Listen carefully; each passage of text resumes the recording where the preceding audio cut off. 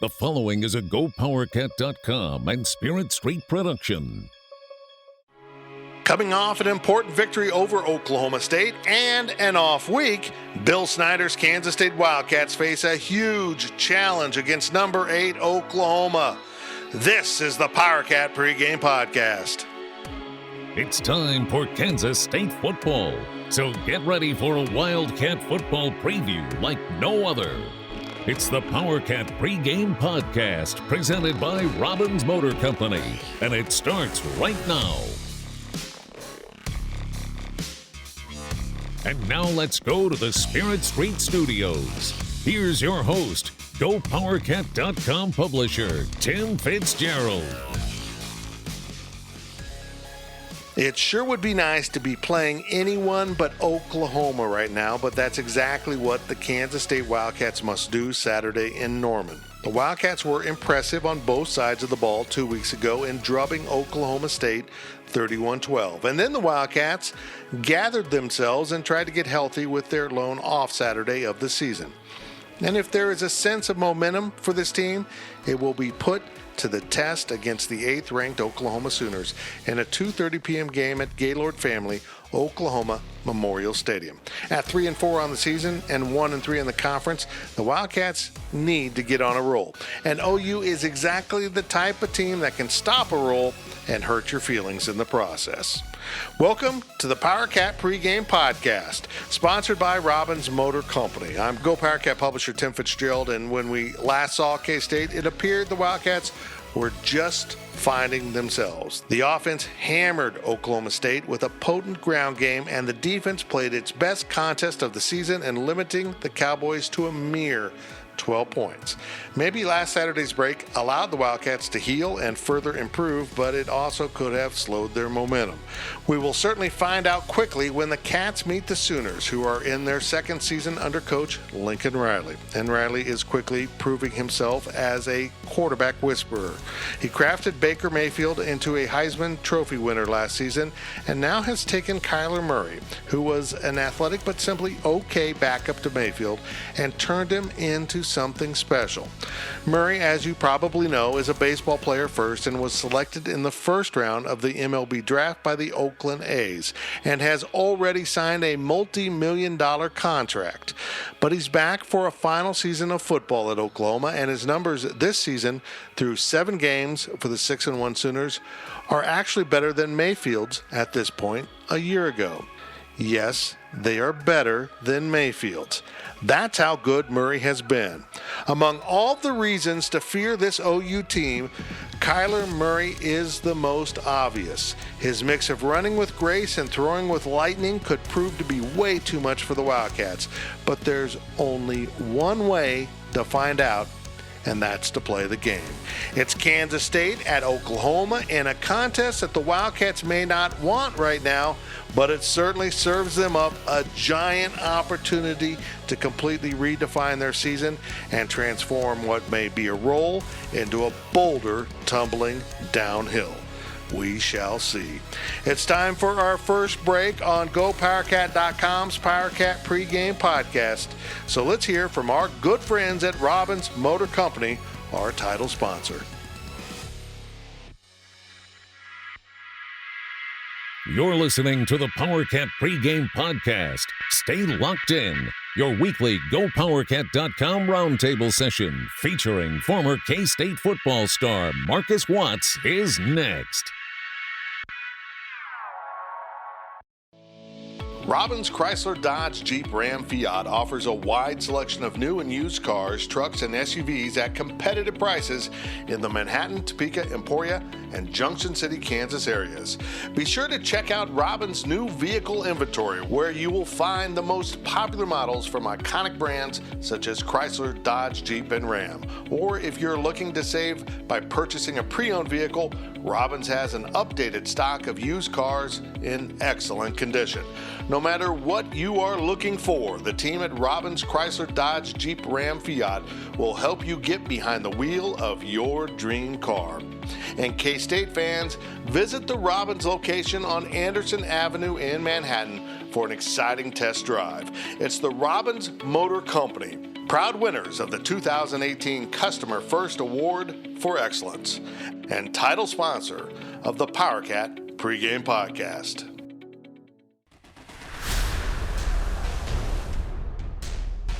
Welcome back to the Powercat Pregame Podcast. The Go Powercat news team is assembling because it's time for the GoPowercat.com roundtable session. Kansas State comes out of its bye week at 3-4 on the season and 1-3 in the Big 12 as the Wildcats head to Norman, Oklahoma to face the 8th-ranked Oklahoma Sooners. It's time to start digging into the Wildcats and Sooners, who kick off at 2:30 p.m. Saturday with GoPowercat.com's Powercat Pregame Podcast, sponsored by Robbins Motor Company. And now we welcome into the show GPC Assistant Editor D. Scott Fritchen, football analyst Marcus Watson, staff writer Riley Gates, as we sit down for our weekly Go Powercat Roundtable session. The Roundtable is sponsored by Blue Mark Energy.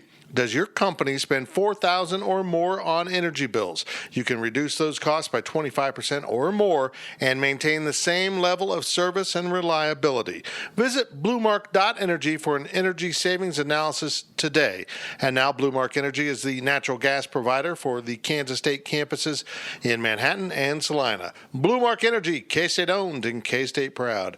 Boys, welcome to the show after an off week, and we begin to look at Saturday's game at Gaylord Family-Oklahoma Memorial Stadium between K-State and OU. And first, let's evaluate these Wildcats as they head into their final 5 games of the season. And D-Scott, it's technically not the midway point. They're 7 games in, but they're only 4 out of 9 games into the Big 12, so we're going to call it a midway point. All of a sudden, let's start on the offensive side. They're running the ball, and Alex Barnes had another great game 2 weeks ago against Oklahoma State. It was impressive. The O-line's beginning to do things. Offensively, are they starting to find themselves an identity? Yeah, starting to find themselves an identity, and that's what Kansas State had lacked throughout the first half of the season. It was so good to see K-State run for more than 300 yards in one game against Baylor, and then almost 300 yards against Oklahoma State.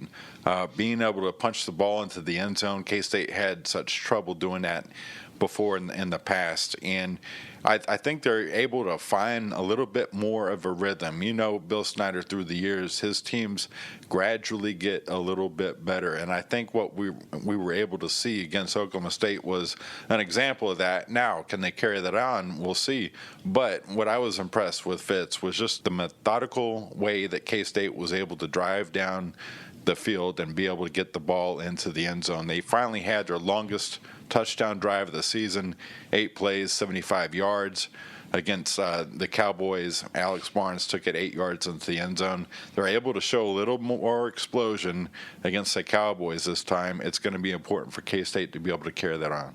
As good as the offensive line's been, Marcus Watts, we have spent a couple years now on this very podcast saying they just don't block like they should block. They don't fire off the ball, and Alex Barnes isn't always running with purpose. And all of a sudden, 2 games plus, maybe including the second half against Texas, K-State's offensive line is fired up. They're getting after people, and Alex Barnes is running with a great deal of purpose. He's running people over. Where has this been, and how important is this? Yeah, and you know, D. Scott said they're finding an identity in offense, but this was their identity, has been their identity for years. It's just actually happening now. This is what we thought would be their identity at the beginning of the year.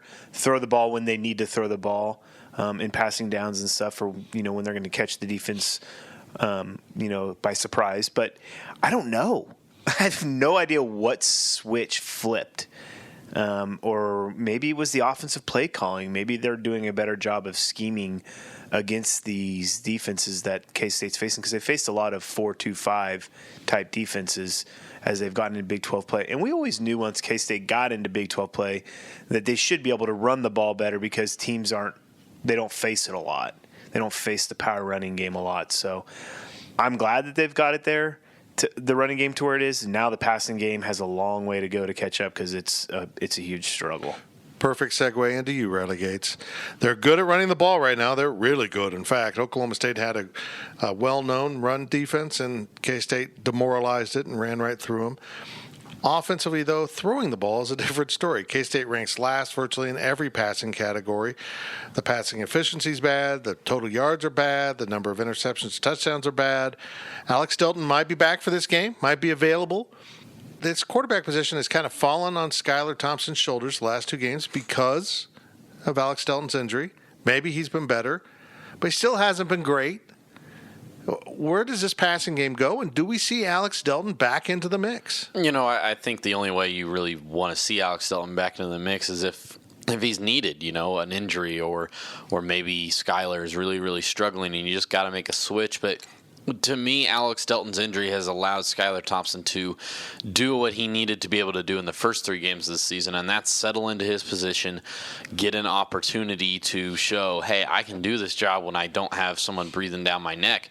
I don't want to necessarily say that that's the only reason that both Alex and Skylar have struggled this season, but I think that has a lot to do with it. I don't think that they have been able to relax, play the way that they are able to, because they know, well, at least in Skylar's case, if I make 1 or 2 mistakes, I'm out. And then in Alex's case, if he throws an interception, he could be out. So I think as a quarterback, you need to be able to play free. You need to be able to play relaxed.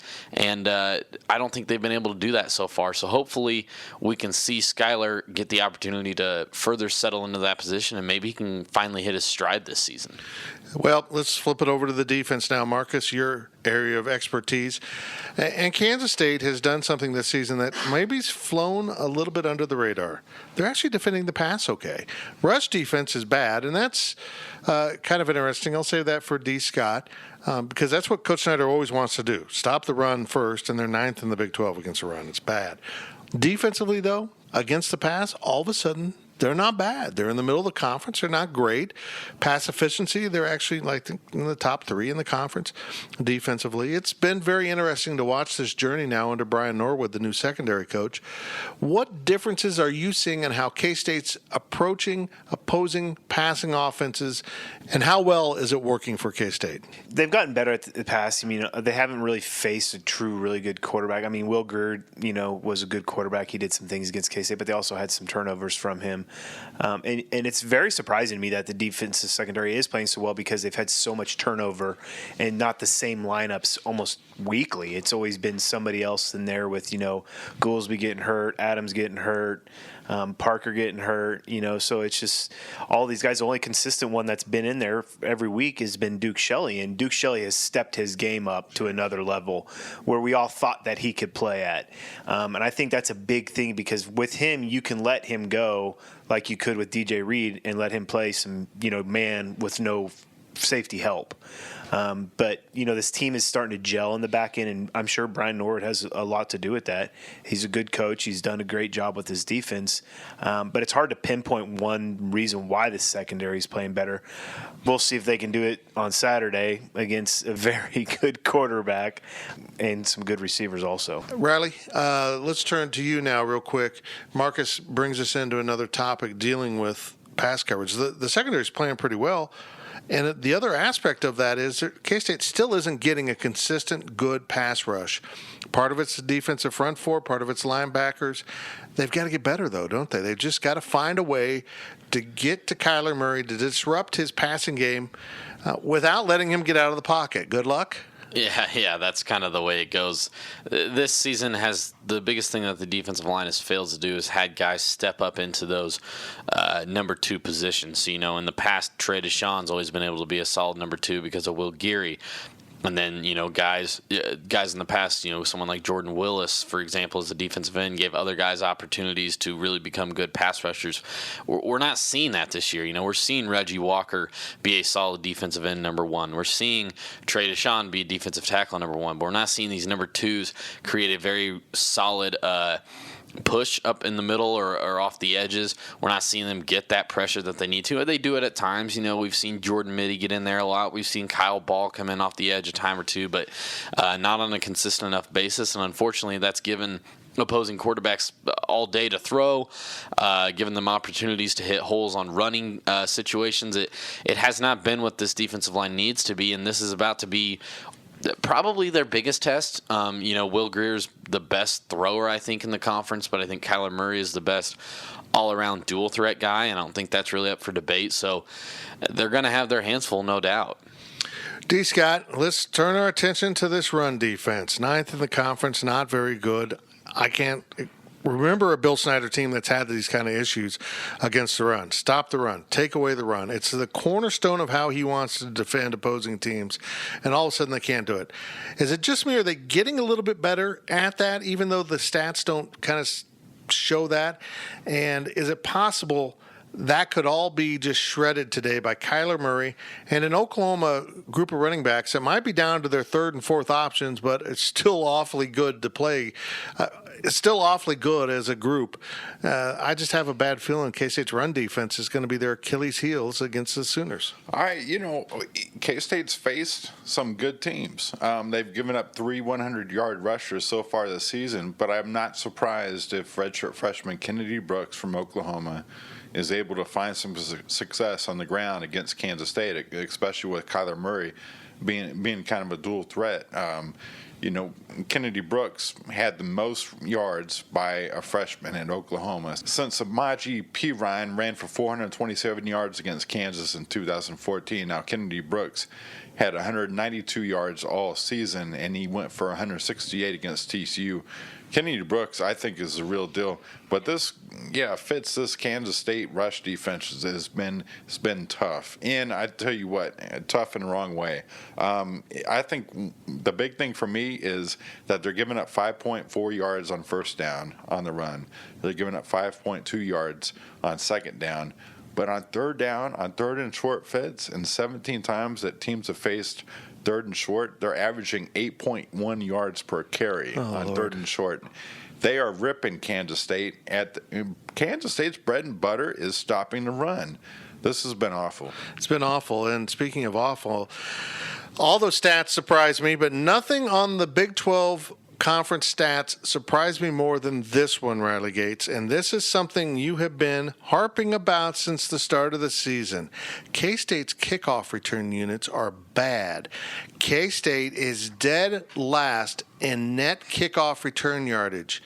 They have the shortest kickoff returns in the Big 12. Kansas State, again, call for the fair catch. Do it. If you're only going to average 17 yards a return, take the ball at the 25 whenever you can. And those 17 yards are not them getting the ball on the goal line. It's them getting it 4 yards deep into the end zone and taking it out from time to time. I don't understand it. Like I've said multiple times, if I was a football coach and my team was averaging 17 yards per return, if the ball is in the end zone or you're in a good position to where the defense is going to come down and tackle you, you got to fair catch it. You're not going to get a good return, and even if you do return it to, say, the 28 or 9 or something like that, it's 4 yards really worth an opportunity to fumble it or get injured or something like that. I don't understand it. It's a free 25 yards. You get to work with 75 yards of a field, and it sets your offense up in a good position. Why K-State hasn't been fair catching kicks this season, given how ineffective they've been in the kick return, is beyond me, and frankly, I just don't understand it. Now, on coverage units, Marcus, you watched this. You used to be the stinger on the outside. You did your thing. You were good at it. Is K-State just lacking the overall athletic depth you need for special teams to be really good in it? Their coverage units aren't even as good as they used to be. Everything just seems to be not up to standard, which is so strange to see. Yeah, special teams is a mentality. Yes, it has, you need some athletic ability, some football ability, but it's more of a mentality. It's more of, it's me versus one guy, and I'm going to beat that guy every time. And I think has been a problem all year, even on the offensive side of the ball, on the defensive side of the ball, especially on the offensive line and stuff. It seems like it's been me, and they haven't been playing as a cohesive unit. Well, special teams is, kind of that same way, but it's also individual performances. And you got to tell yourself, I'm going to do whatever it takes to get to that ball, but stay in my responsibilities and do what I'm supposed to do. And so that's the biggest thing for me. Yes, there is some lack of talent on this team. There's lack of depth. But for me, you put your best players out on the field, and Coach Snyder's always done that, whether they're starters or non-starters. So if they're keeping some starters off of special teams to keep them fresh, that may be an issue that I think that they maybe need to change going forward if they want to have better coverage units. Yeah, I agree. Let's touch on one more topic here with special teams. Blake Lynch still missing from an injury. Hopefully they get him back. He'll stabilize place-kicking duties. Certainly K-State needs to have that threat when the drive stalls. He can get it inside 50 yards. He's darn reliable. Devin Ansell finally shows up after missing the first 6 games of the season for a suspension, according to sources. He played last week against Oklahoma State, or 2 weeks ago against Oklahoma State. Looks good. He's legitimate as a punter. The guy's big time. So that seems to be stabilizing, but D-Sky, you've done this a long time. K-State can't be average in special teams. They just can't be average. This is how they've won games. Even in good times, they won games doing this, with returns and field position. And last year, they had such good punting. They'd pin teams down inside the 10. They've got to get back to being above average at the very least. They're below average in special teams, and it's just baffling to me. It's been so key for Kansas State through the years, Fitz, and the non-offensive touchdowns, 112 non-offensive touchdowns since 1999 leads the country. Where are those at this season? That is the key driving force in these Kansas State teams, is having solid special teams. And when you take out that ingredient, I think this team is a shell of itself. I agree. Hey, part of that non-offensive touchdowns stat, defensive touchdowns, they're not really doing that this year, but I feel like Blake Seiler's kind of settling in. Yeah, they're having issues stopping the run, but the new coordinator seems to be getting an identity for this defense. I can't quite put it into words yet, but they held a pretty darn good Oklahoma State offense to 12 points and bottled up Justice Hill, a really good running back. That was as shocking to me in that win over Oklahoma State as anything the offense did was how efficient the defense was at getting the other team off the field. Finally. Yeah, Blake's done a nice job this year, I think. Out of all the coordinators and coaches and stuff, I think Blake had, he's probably had the biggest challenge because the defense has always been K-State's Achilles heel and has always given up a lot of yardages and a lot of points, and so the offense has always had to score a lot of points over the last 4 or 5 years. So I think Blake had a big challenge coming in. I think he's done a nice job. Did he struggle at the beginning of the year? Yes, that was apparent. He was still getting his feet wet. It was something new for him going in and actually calling a defense for a certain situation or a certain down. There's so many different ways you can go about it, and they probably are running a new defense, and so the team it's taken some time to actually get into game, see yourself actually in a game, playing that defense, and then making those corrections as the season goes on. So, I knew it would be a struggle at first, and I knew it would probably get better as the season goes on. I didn't think that they would do what they did to Oklahoma State, and especially Justice Hill. I didn't watch it closely enough and didn't go back and watch it to see if they actually spied Justice Hill. But if you take him away from that offense against Oklahoma State, they're pretty much one-dimensional and it's easy to defend. They took him away early, and then Oklahoma State just took him away by not using him and used him as a decoy. It was very strange. Riley, let's finish this off by bringing this round table, the first half of it at least, full circle, back to the running game, and focus on Andre Coleman, the offensive coordinator. He, too, is finally getting his legs under him. I feel like he's settled in now. He knows what he wants to call. He knows what his offense can do. And I feel like things are getting better. And if they can get the passing game good enough to complement that running game, they could really have something on offense. I think now that they're settling in and kind of rediscovering themselves as a running team and finding what they do best once again, I think it's going to allow Andre Coleman to maybe experiment a little bit more successfully because you have the confident running game that you can lean back on. You can look back at it and say, we're good at this. I know we're going to be able to do this. Maybe I can throw this in here every now and then and see what's up. He didn't exactly have anything that he could trust early on in the season, and now, like you said, he's getting settled in. He's getting that consistent production from the running game. I'm really excited to see what the next 5 games for Andre Coleman brings. It might not be the greatest end of the season for K-State. They might finish 4-8. They might finish 5-7, but I think we're going to see Andre Coleman and the offense kind of hit its stride here at the end of the season. Well, book it. That's the first half of the roundtable for today's preview of Oklahoma and Kansas State and Norman. We'll be back on the other side of this break with more of the Powercat pregame podcast, fueled by Robbins Motor Company. All they do is cover Kansas State sports. The experts from GoPowercat.com will return with more of their roundtable session on the Powercat pregame podcast, presented by Robbins Motor Company. I'm trying to get a group text in on what everybody wants on the liquor store run, but my phone keeps autocorrecting liquor store to the fridge. A fridge or the fridge? The fridge. It just did it again. Well, the fridge is more than just a liquor store. The fridge has over 3,000 wines in stock, the area's largest selection of spirits and craft beers. Plus, they're back-to-back winners of Beverage Dynamics Retailer of the Year. Oh, I get it. Wow, smartphone. Autocorrect your next liquor store visit to the Fridge Wholesale Liquor, 1150 Westport in Manhattan. Online at fridgeliquor.com. Blue Mark Energy is a natural gas products and service provider, offering a wide range of energy solutions to feed yards, hospitals, hotels, manufacturers, and school districts throughout the Midwest. And Blue Mark is now the gas provider for the Kansas State University campuses in Manhattan and Salina. Visit bluemark.energy and begin saving up to 25% on the same product you're already purchasing. Blue Mark Energy, K-State owned and K-State proud. For more than 20 years, there's only been one reliable source for exclusive and unmatched premium K-State sports news content. It's GoPowercat.com. The tradition continues as Tim Fitzgerald, D. Scott Fritchen, and the other GoPowercat sports experts continue their relentless coverage of K-State sports. So make sure you're subscribing to the one and only GoPowercat. Hey, K-State fans, it's time to come home to GoPowercat.com. We now send it back to Fitz and the GPC News team in the Spirit Street Studios as the GoPowercat.com roundtable session continues. We're back, and we now continue with our Go Powercat roundtable session with GPC Assistant Editor D. Scott Fritchen, Football Analyst Marcus Watson, Staff Writer Riley Gates. The roundtable is sponsored by Blue Mark Energy.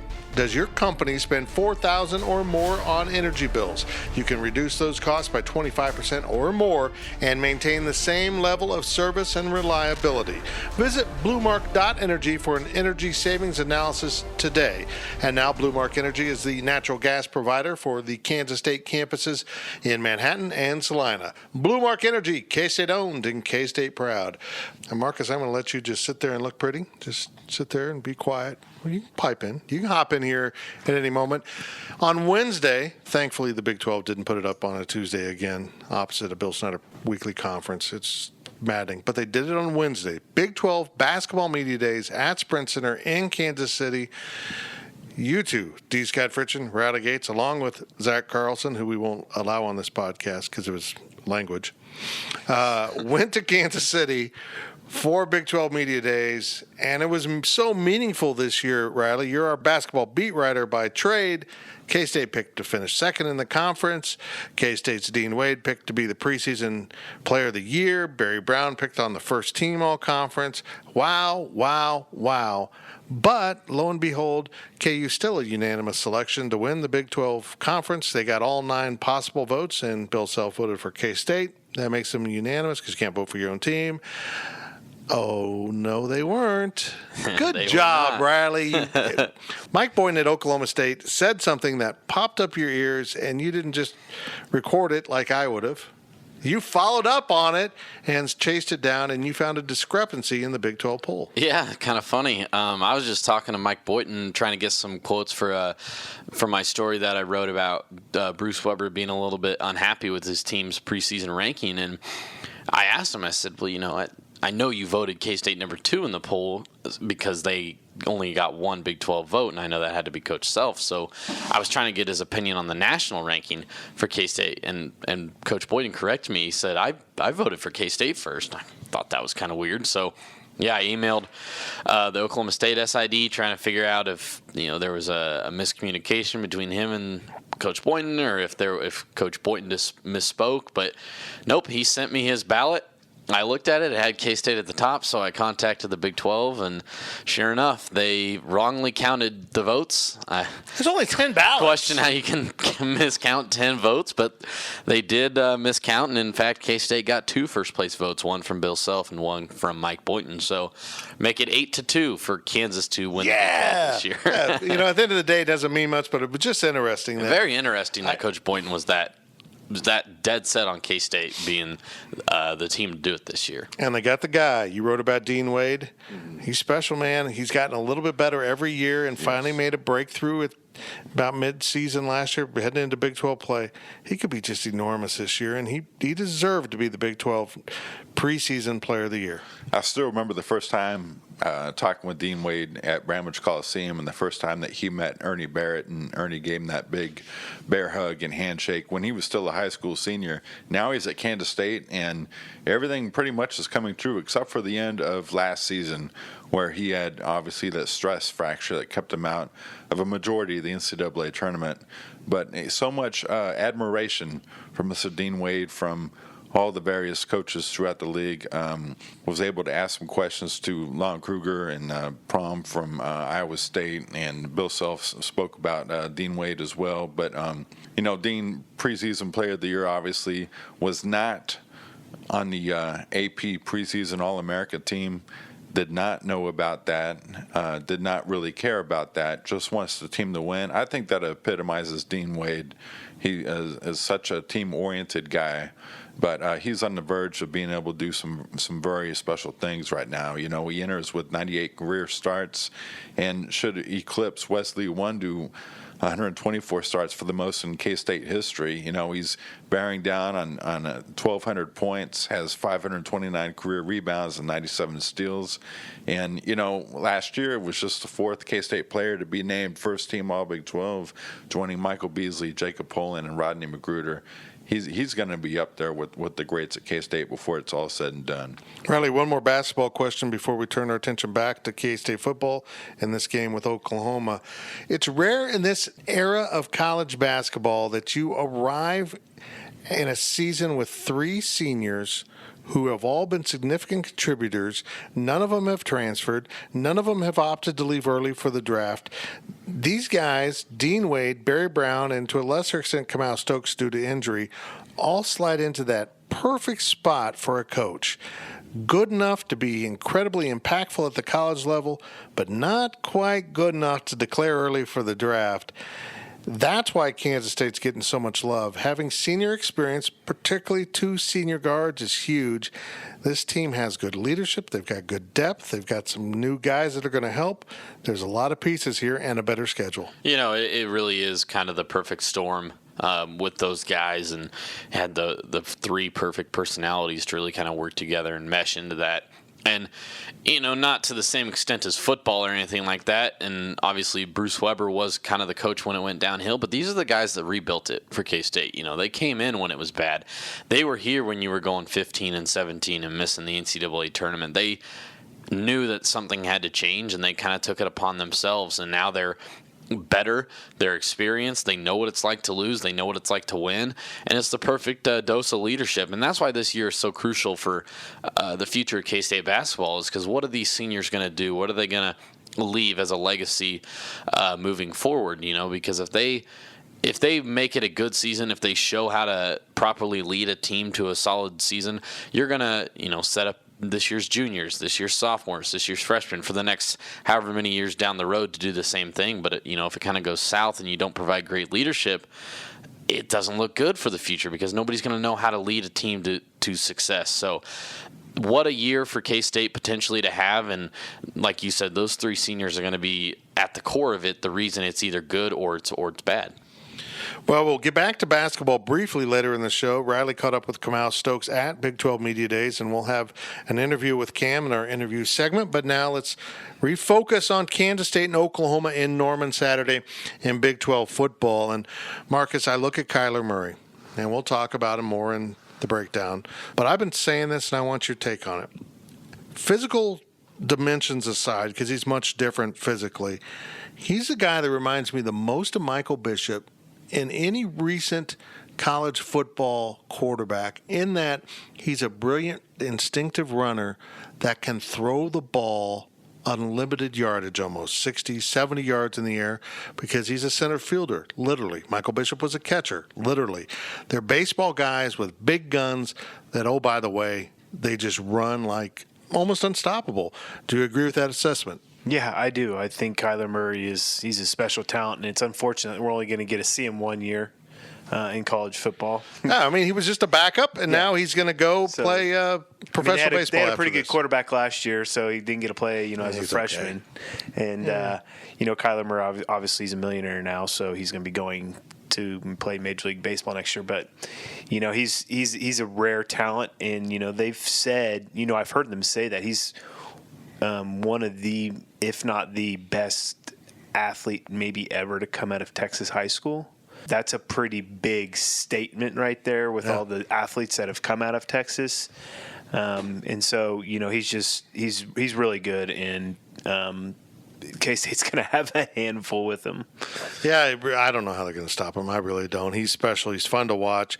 And D-Scott, what really amazes me about Kyler Murray is he was an okay backup last year to Baker Mayfield. Baker stole the headlines, stole the Heisman. He was okay. And he's got the distraction of playing baseball. That's his better sport, amazingly enough. And like Marcus alluded to, he's been drafted. He signed a contract. He's a millionaire. He's going to go play for the A's, at least in their organization starting out. But, boy, he's completing 70% of his passes or something obnoxious. He's turned himself into a really, really good quarterback. And that might say a lot about him, and it might say a lot about Lincoln Riley, too. Oh, absolutely. I think Lincoln has done a tremendous job with them.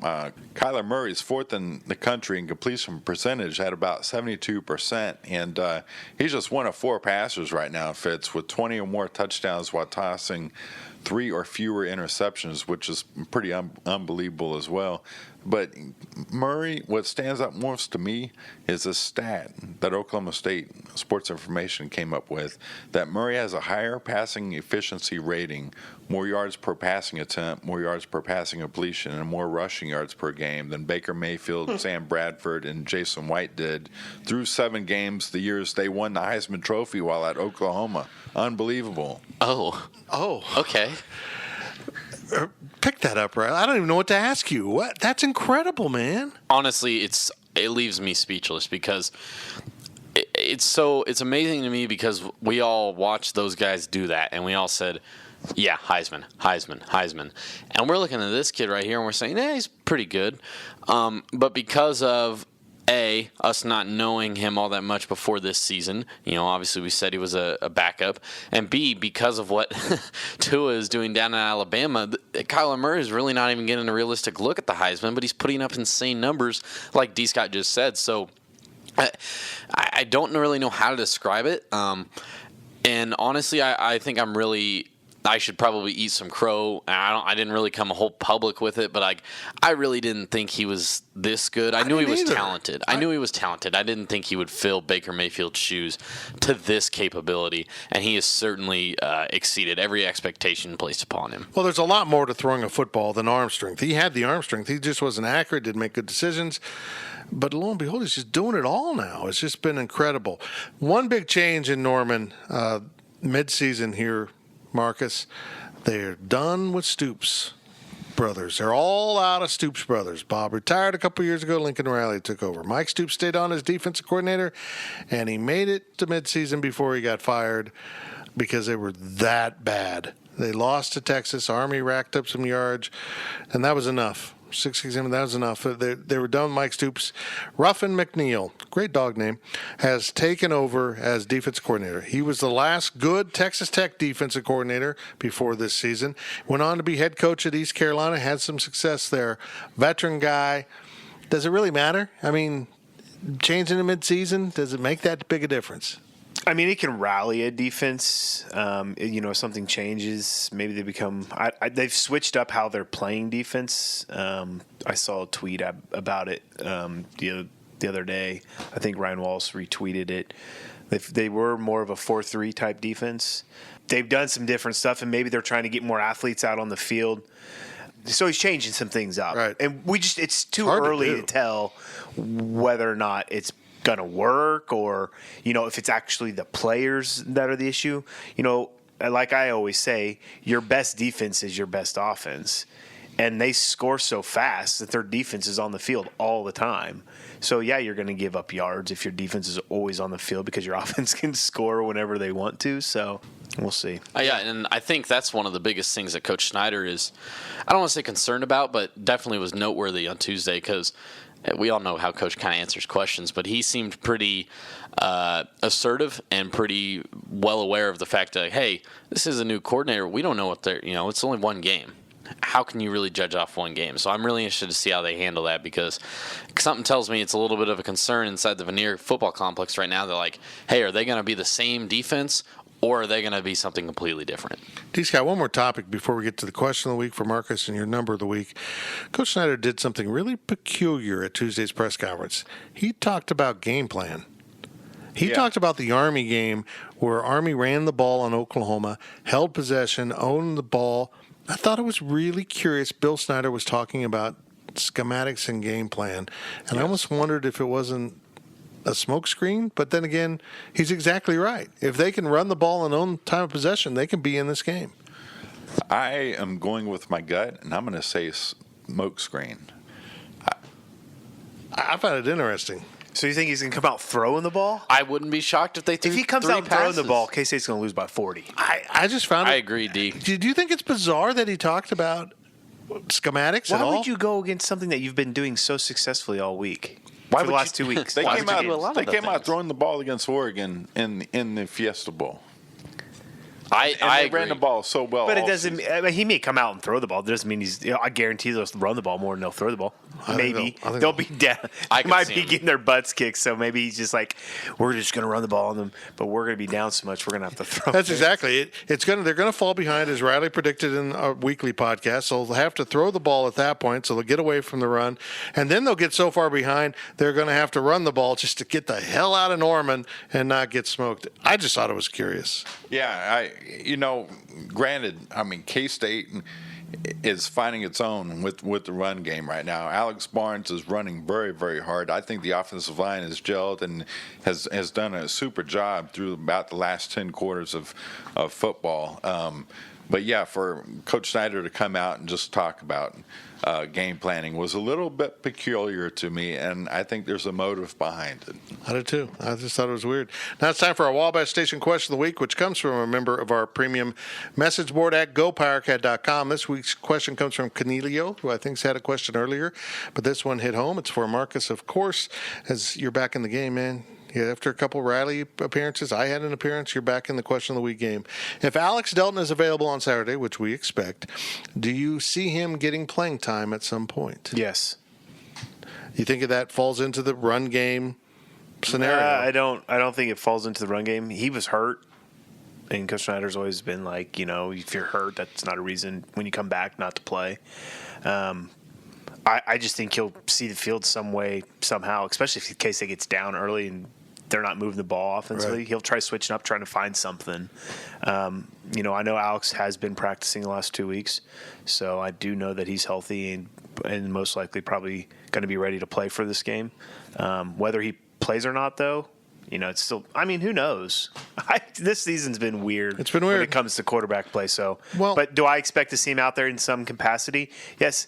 And we didn't talk about it, but Isaiah Harris not playing, that takes away an athlete. Dalton Schoen's coming back, so we hear. But will we see John Holcomb? It's 5 games left, but he's got 4 games to play and not burn a redshirt. I know he's been working at some receivers, so will he play some? It's very interesting, and of course, we reported at GoPowercat.com on Wednesday that Isaiah Harris is lost for a prolonged period of time, maybe permanently due to some off-the-field situations.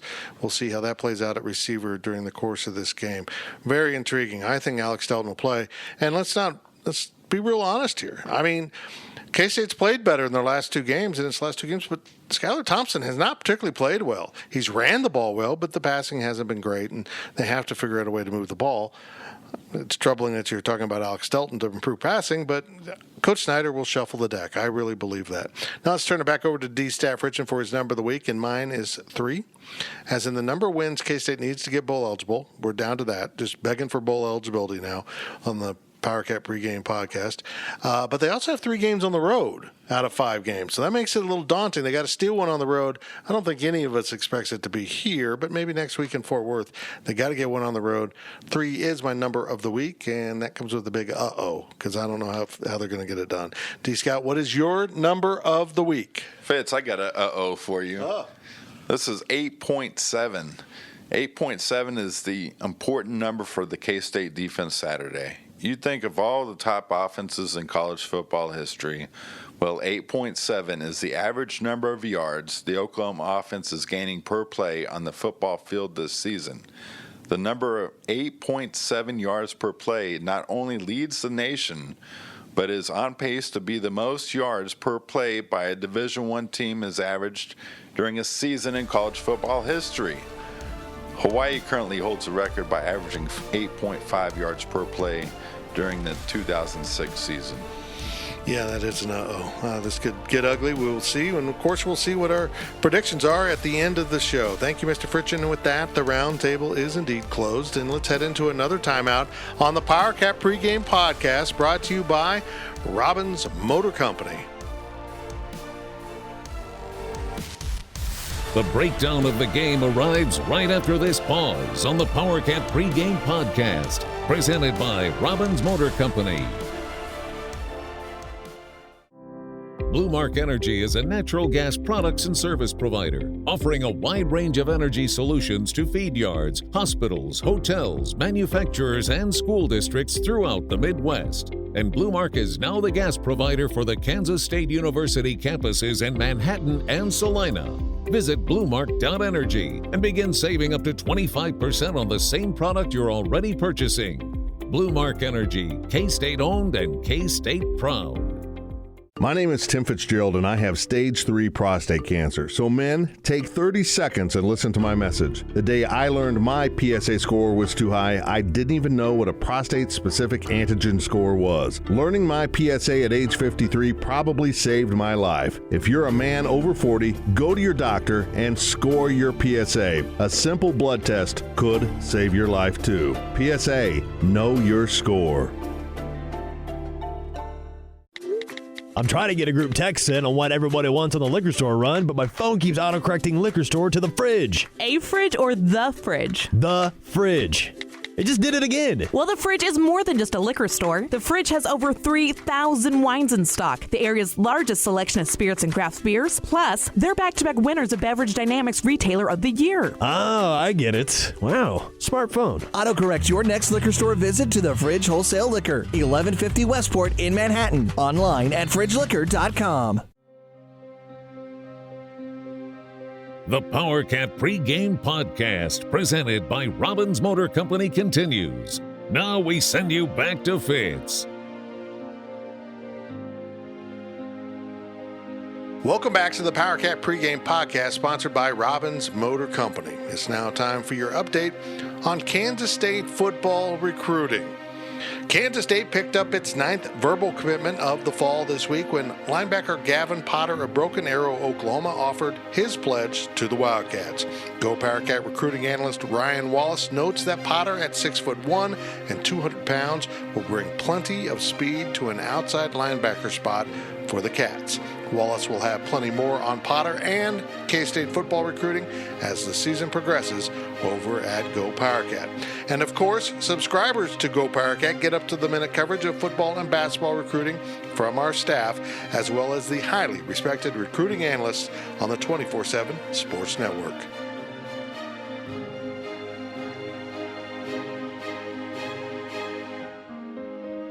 And now it's time to break down the game between the Wildcats and Sooners. Joining you once again, it's Go Powercat football analyst Marcus Watts. Kansas State and Oklahoma kick off at 2:30 p.m. in Norman. The game will be televised nationally on Fox. I'm not sure if that's good news or bad news. And now it's time for our breakdown session as the Wildcats and Sooners meet in the team's 5th Big 12 game of the season. And, of course, to help me out with this breakdown of the contest is Go Powercat football analyst and former K-State safety Marcus Watts. And, Marcus, there's not a lot to talk about, honestly. We'll get your predictions into the show. None of us think this is going to be a close game, though. We know that. And I think it's just kind of an unfortunate mismatch coming off a great performance in an off week. K-State should have a head of steam. And with all that said, you just can't write off a team. You just can't. Maybe K-State finds a way. Maybe Oklahoma gets caught peeking towards Texas Tech next week, which is turning out to be a pretty big game. I don't know, but is there a scenario in your book where K-State can win this game? I mean, yeah, there's always a scenario. And like Coach Snyder, when he has 2 weeks to prepare for somebody, right, you know, they usually play them tough. And, hey, Oklahoma played last weekend. K-State didn't. They've had 2 byes. They've been getting healthy. Oklahoma lost Trey Sermon in the game last week. Yep. Down to their third running back. So now. they're down to the third running back, but they still got a lot of other weapons. And, it starts with their quarterback and Kyler Murray, and he's a special player. We talked about it earlier. He's Michael Bishop-like in his ability to run and throw. I don't know. I just don't see how K-State can bottle him up. I just don't see it. I don't think they have enough speed up front in that front seven to track him down and keep him from getting into the secondary on a consistent basis, running the ball. That's not talking about passing the ball, in which he's really good at that too. I think he's just going to run wild. Yeah, there's things you can do defensively. If K-State wants to keep him in the pocket, they can't put a lot of pressure on him. No. As a passer, which then you got to have your back end hold up. Because if you start rushing and doing stunts, creating lanes for the quarterback to run or letting him get outside the pocket, that's where he's going to be most effective. You can bring a safety down like I've talked about plenty of times and have a spy technique and have him go have the underneath coverage zone, but also be there for if Kyler Murray was to break the pocket. If they are going to do something like that, I expect Eli Walker to be the only guy. He's the only guy athletically enough in the safety spot that can go with Kyler Murray. So he would have to have a big game. But then you're going to put your corners on an island, and they have 2 of the best receivers in all of college football in CeeDee Lamb and Goodwin. So it's it's pick your poison. What do you want to do? Obviously, K-State wants to stop the run. They want to stop the quarterback run game, make the team throw to beat them. But it's just a powerful offense, and it's something that K-State's going to struggle to, maybe we'll see that bend but don't break type defense in this game. Yeah, anything that'll work. This is a game. Anything you can do to get by with it, you have to do that. We both think that it was strange Coach Snyder talked about running the ball and how Army ran the ball on own time of possession, but that really is the formula to win this game. There's no doubt in my mind K-State has to get back to basics. Run it, maybe run it in unexpected ways, come at them with some different schemes, and maybe that's where the 2 weeks of preparation come in. And they have to own time of possession radically, 40-20, and keep OU somewhat bottled up, just like Army did. And Army did it by doing something different. That offense they run is different. You don't see that all the time. And they were incredibly disciplined, and that's where my question comes in. If K-State can be so disciplined and not make mistakes, not have penalties, not turn it over, but run, this could be a quick game. Yeah, and we may see K-State pull out a different offense this weekend. And I haven't heard anything, I haven't seen anything, but we do know, even though McCoy's not playing right now, that they did have a special package with him at the running back, with also Alex Barnes and Justin Silman in the backfield. Will we see a wing T type thing? Will we see that triple option type of thing that Army ran? Army runs? Try it. So, you may see something crazy like that out of this offense, the start of the game, and maybe that's why Coach Snyder said it. I don't know why he would want to give anything away, but if maybe he was playing reverse psychology, I don't know. It was just either he was just up to something, or he just knows it's a mismatch, and what's it matter? They're going to run the ball. OU knows they're going to run the ball. They can't throw the ball very well, and he's talked about it. They've got to throw the ball better if they want to run the ball as effectively as they get through the season. I just think he was at the point where, what's it matter? They know what we're going to do, and that's what he said. Well, I mean, I think every team knows what K-State wants to do first. They want to run the ball. They want to establish the run game. And teams are always going to try to take that away from K-State. So if you cannot throw the ball to keep the defensive honest, then you become a one-dimensional team. It becomes very easy for the defense because they can play man-free. They can play zero coverage with no safeties because they know that their corners will be able to handle it. Yes, they may give up one or two big plays, but you're going to commit 8 guys to the box to stop that running game. K-State, other teams have done that to K-State this year. They've stopped the run. The last 2 games, K-State's found something and been able to break loose that running game, and they've built a lot of confidence. I kind of wish this game didn't have a bye week and at that K-State because they were playing well in the run game and defensively they were playing well. And sometimes when you have too much time on your hands, you can prepare too much and try to do too much stuff different.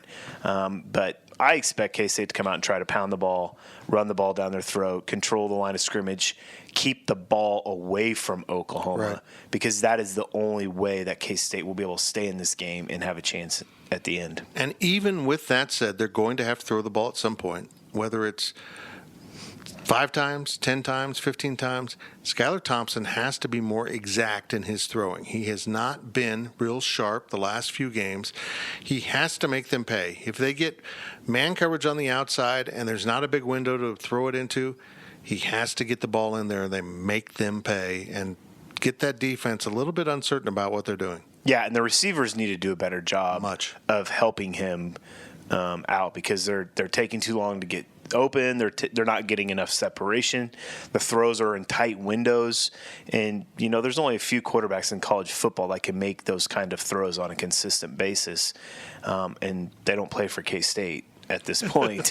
Skyler's still young and he's still growing and stuff, but he's going to have a big game. The receivers are going to have a big game. They're going to have to help the quarterback out. This may be one of those games where K-State, does those quick throws. They haven't done a lot of it this year, and I just don't understand it.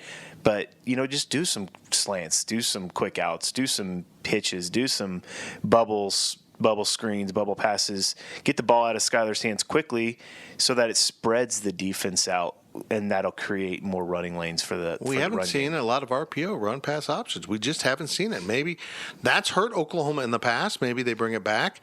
But that brings us to the topic we covered a little bit in the roundtable. Ruffin McNeil is now the defensive coordinator. He coordinated the game against TCU. TCU's offense is awful.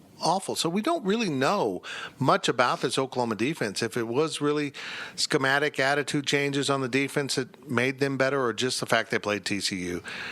I feel like there's something there that K-State can move the ball if they're good on offense and find some success. They ran the ball last year against a good OU defense. They can get this done if they click. Yeah, if they click, and they can't turn the ball over. No. They need to, they can't be doing no 3 and outs. They're going to have sustained drives, and it's a big challenge. And look, every game's a big challenge, and every team has different tendencies or there's something they're really good at. Oklahoma's just really good at a lot of things on offense. Defensively, they struggled. Yeah, they got a new coordinator. I don't know if it's going to change how much. They gave up 20-some points in the first half to TCU, and TCU was in that game at half with their backup quarterback. Obviously, their first-string quarterback started that game, but he's just been so banged up and so hurt that he just wasn't being successful. And then they brought in a new quarterback, and Oklahoma wasn't prepared for that, and he's a different quarterback than Sean Robinson is, so they had to change things at halftime, and they shut him down at half. Yep. And so, whether that is a building block for Oklahoma and they come into this game, they could come into this game and look at K-State and be like, oh, this is going to be an easy game. K-State's not as good, and we don't have to worry about them because they haven't played well this year. It's going to be an easy game, and if they do that, then K-State can catch them off guard. We know one thing about TCU is the Frogs typically can play defense. Oklahoma put up 52 on TCU, 52-27. Almost all of TCU points came off of either a long return or special teams setting up short field position for the offense. K-State's got to do something in special teams. We say it every week. It gets tiring. It gets boring. They've got to be better in special teams. They got to get back to what K-State football is about, and I'm not sure they're capable of that. I mean, they're going to have to. They're going to have to. So, they're going to have to. Obviously, Oklahoma's got talent at every position that they're going to have to cover. Yeah. They can't give up a big return in this game if they want to have any chance. And they're going to have a couple of big returns, maybe one for a touchdown in this game. And they need to get back to that. We haven't seen that hardly this year. A couple times they've had good, nice returns. But other than that, they've made a lot of bonehead mistakes in special teams. And that's something you don't see from K-State very often. The spread is 25. TCU actually had a return for a touchdown and still lost by 25 1 week ago to the Sooners. Thank you, Marcus. And now let's get into our interview segment. And the Big 12 Basketball Media Day was held this week in Kansas City, and the Wildcats are picked to finish second in the Big 12. And our Riley Gates was in KC along with some other guys to cover the event and took time to talk to K-State senior guard Kamau Stokes. Here is Riley and Cam. Kamau, I want to take you back real quick to the start of last season, your junior season. Obviously, you got off to a really hot start there. You were on pace for, a really, really impressive season, and I'm sure you're aware of that. First off, how much fun was it before the injury? How much fun were you having, and what type of a pace were you kind of on there? It was a lot of fun. I was playing well, like you said, and the pace that I was on, it was, I don't know, man. It was just like I was in a zone, in the gym all the time, like I am now, and it was just something I was really looking forward to. And then, like you said, when the injury came, it was just like, man, why now? I'm playing so good, but things happen. I know watching the game, I kind of thought watching you go down with that injury, it was kind of like that might be a season-ending injury because you had, kind of battled some injuries before. Did you think at the moment, I'm done? That's awesome. When to be honest, during the game, once I felt it, I knew it was broke. And I went to the bench, and I remember telling one of my teammates, I'm like, yo, I think I just broke my foot. And he's like, nah, run it off. I'm like, I can't run it off. But when I went to the doctor, and he told me I could be back soon, everything, it lit me up. I was excited to be back. Maybe I think about it now, maybe came back a little too early, but I wanted to come back and get back on the floor with my teammates. So do you think it's fair to say maybe you pushed it too hard, or were you actually feeling like you were ready to go, or do you maybe feel like you said you kind of got caught up in the emotions of wanting to be back? I wouldn't say I caught up in emotions. I'm a competitor, and whenever I go down, I want to push hard to get back. So I wouldn't say I was full of emotion, but I definitely wanted to get back out there and play with my team. What do you think is said about this team? The story is, Barry pulled the team into the practice on Sunday, and after that Texas Tech game. What do you think it says about this team that you go down, all the odds are against you guys, and yet you guys are able to string together a bunch of wins and really keep your head above water there? Yeah, I remember when he called that practice. I wasn't at that practice because of my foot, but I definitely remember he called it, and I don't know what was said, but I know I could tell the energy of the team.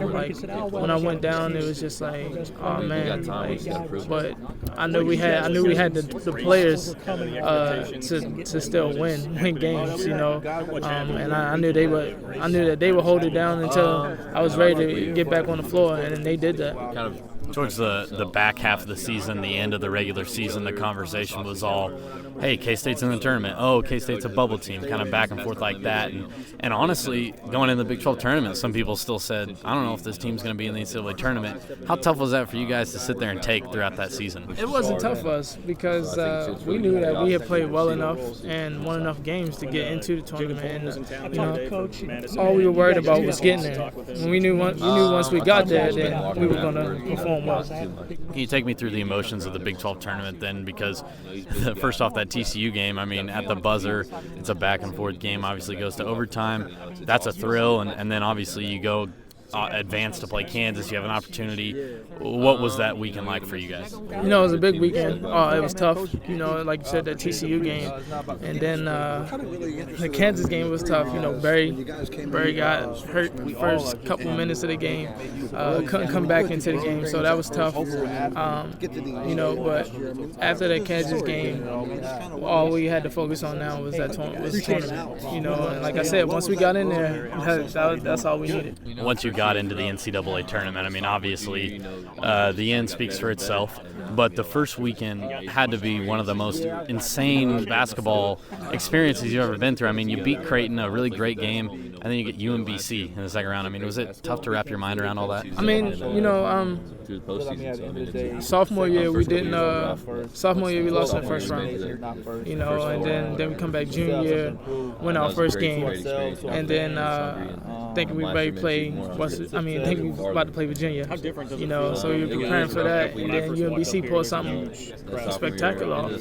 You know, so we had to shift our focus back on the UMBC, and you know, the tournament's a crazy thing because you can't rule anybody out. And you know, once we beat UMBC, we knew we had a tough Kentucky team to beat. And like you said, you can't rule anybody out. And I feel like a lot of people ruled us out during that game, but we knew how, like I said, we knew how good we'd be. You've been a part of a lot of winning teams, even before K-State, I know, and you've had some pretty fun games. Was there a more fun game you've ever played in your career than that Kentucky game?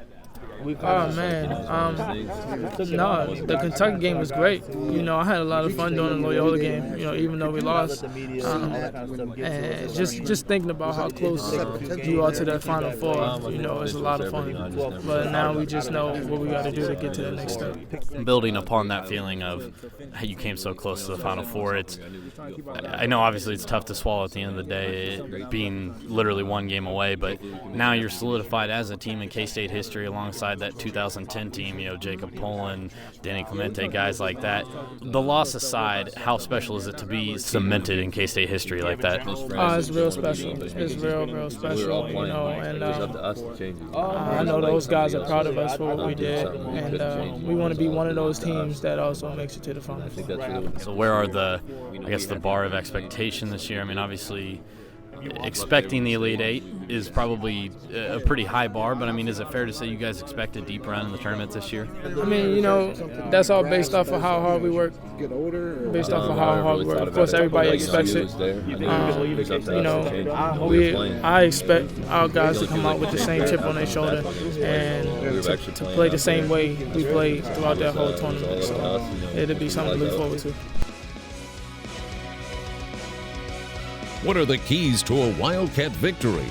And what are our experts' predictions? It's next on the Powercat Pregame Podcast, presented by Robbins Motor Company. I'm trying to get a group text in on what everybody wants on the liquor store run, but my phone keeps autocorrecting liquor store to the fridge. A fridge or the fridge? The fridge.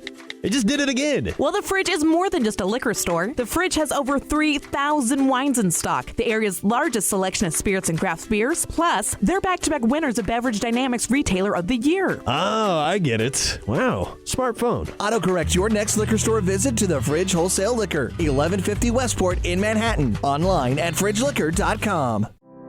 Blue Mark Energy is a natural gas products and service provider, offering a wide range of energy solutions to feed yards, hospitals, hotels, manufacturers, and school districts throughout the Midwest. And Blue Mark is now the gas provider for the Kansas State University campuses in Manhattan and Salina. Visit bluemark.energy and begin saving up to 25% on the same product you're already purchasing.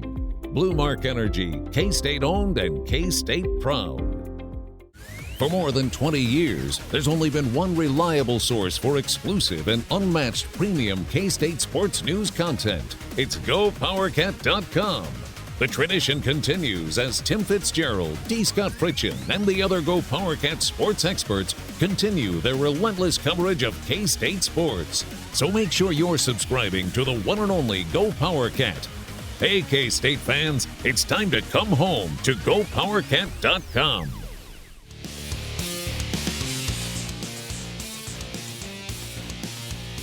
It's a K-State sports tradition. It's Fitz's 5 Keys to Victory on the Powercat Pregame Podcast, presented by Robbins Motor Company.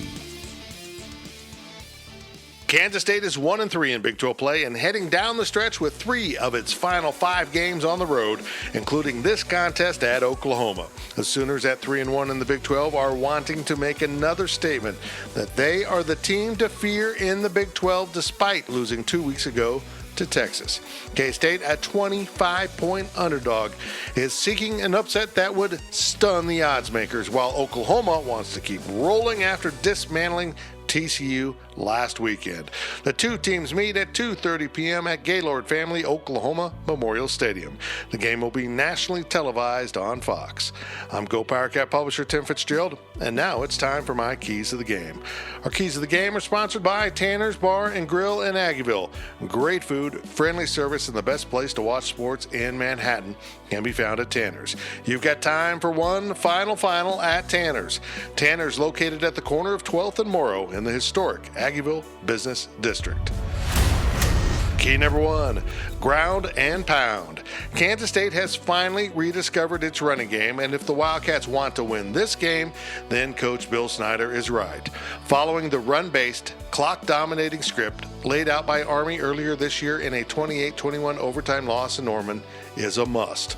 This K-State offensive line has been highly motivated as of late, and Alex Barnes is mowing through defenses as his yards per carry average escalates with each passing quarter. Sprinkle in some other ball carriers, including the K-State quarterbacks, and get after the Sooners on the ground. Key number 2, pass with purpose. K-State is the worst passing team in the Big 12. By far. And teams such as Oklahoma know that. So don't expect the Sooners under newly promoted defensive coordinator Ruffin McNeil to show the K-State passing game much respect. That means when needed, the Wildcats must go to the air for impact. Skylar Thompson has not been particularly sharp with his passing in recent games. But when K-State needs to throw, Thompson and his receivers better be effective enough to loosen up that OU run defense. Key number 3, maintain Murray. Oklahoma quarterback Kyler Murray is a running, passing beast. Murray carries the ball like a shifty running back and throws darts all over the field. It's a deadly mix for any defense, but for a K-State defense that lacks overall speed, it's a nightmare. So it's pick your poison with Murray, and it's probably best to try to keep Murray in the pocket and make him throw. If Murray gets out of the pocket or finds room on designed QB run plays, he could slice through the K-State defense for countless yards. If possible, make Murray throw and hope the secondary can come up big in coverage. But no matter what, it's still poison. Key number 4, open it up. Oklahoma is almost certainly going to win this game. Honestly, this is a horrible matchup for the Wildcats and comes at an unfortunate time for Bill Snyder's team. The Wildcats are coming off their best performance of the season 2 weeks ago in beating Oklahoma State and then took last Saturday off. Well, roll the dice in this game. Give Oklahoma some different looks. Be, excuse my use of the phrase, bold and daring. After all, what do the Wildcats have to lose? A game, yes, but finding a way to win would be season-altering. And key number 5, remember who you are. TCU scored a touchdown last week against OU on a kickoff return. In fact, the only reason the offensively inept Frogs scored so many points in their 52-27 loss to OU was because of special teams success. Hopefully K-State got the memo. No, we're not going to review the Wildcats' special teams issues again, but it's time to get it fixed. If the Wildcats want to win this game or simply not get blown out, then finding success in special teams against the Sooners is a must.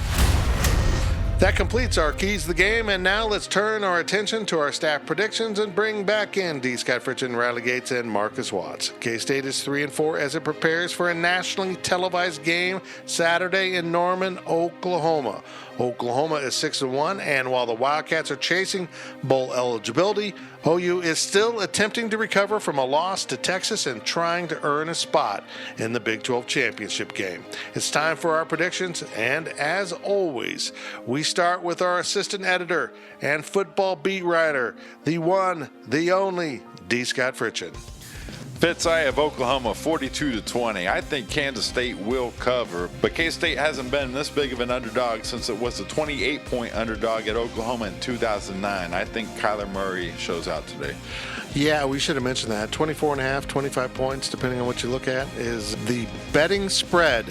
Oklahoma is favored by. Riley Gates. Will K-State cover that? I think they will. Woo! I got Oklahoma, though, 38-17. It kind of feels like a game that you'll sit here and say, oh, K-State's in it, but they're actually not in it, And I agree with D. Scott. I think that Kyler Murray will have himself quite the day, at least a couple rushing touchdowns, and maybe even push for that 200-yard mark on the ground. Oh, good heavens. 22 points, 21 points, 2 covers. Over here, Marcus Watts, you have 48-21. Yeah. I mean, I don't know what else to say. Really good. Oklahoma's really good. Kyler Murray's really good. The receivers are really good. Yes, they might not have Trey Sermon, but they still have running back by committee at the school like Oklahoma. It's just going to be a very difficult game. I don't know how K-State will stop them, and I have the biggest spread of any of us, 45-17 OU. I think this gets ugly. K-State hangs on. K-State finds a way to score. TCU has an inept offense and found ways to score through special teams. That's maybe how K-State's going to have to generate those points. We will see how it plays out. And that will do it for our prediction segment. Right after this network break, I will complete this preview of K-State's game with the Oklahoma Sooners with my final take. I am Tim Fitzgerald, and you are listening to GoPowercat.com's Powercat Pregame Podcast, sponsored by the wonderful people at Robbins Motor Company. He's been covering K-State sports for more than 30 years. The Powercat Pregame Podcast continues with Fitz's final take. The dedicated team of automotive professionals at Robbins, Chrysler, Dodge, Jeep, Ram, Fiat are here to help you throughout the entire car buying process.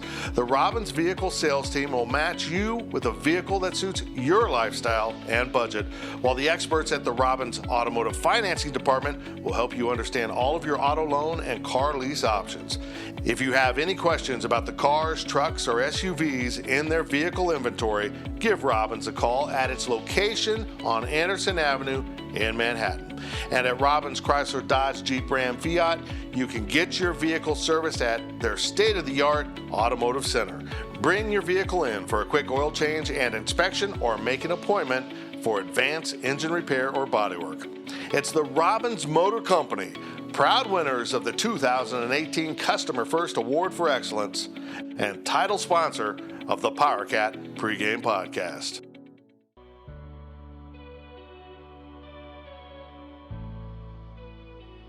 The Powercat Pregame Podcast, presented by Robbins Motor Company, is back with Fitz's final take.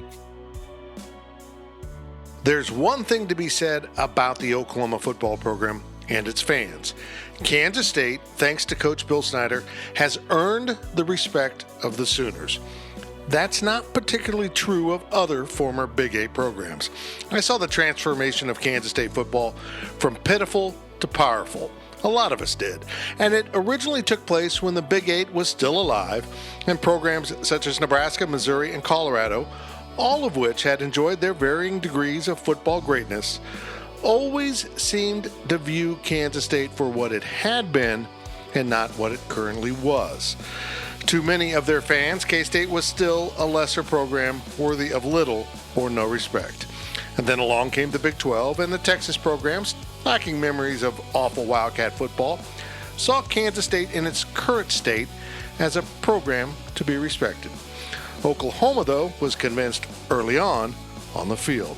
And then Snyder and the Cats beat OU and stole a conference title from the 2003 Sooners, a team they thought was the greatest in college football history. And almost every year, Snyder's teams compete, if not beat, the Sooners. Sure, there are a few exceptions throughout the years, but no matter the records heading into the game, OU fans expect a brawl from a Snyder team. Maybe that's the case in this game, maybe not. Still, don't be surprised if Snyder somehow makes this game more competitive than most experts, including myself, expect. It's how he haunts the Oklahoma Sooners. That concludes this week's episode of the Powercat Pregame Podcast. The Wildcats are back on the road next week as they head to Fort Worth to take on TCU. For D. Scott Fritch and Riley Gates and Marcus Watts, I'm Tim Fitzgerald. It's the Kansas State Wildcats versus the Oklahoma Sooners, kicking off at 2:30 p.m. Saturday in Norman, Oklahoma. You've been listening to the Powercat Pregame Podcast, presented by Robbins Motor Company. The Powercat Pregame Podcast. All rights reserved. GoPowercat.com and Spirit Street Publishing.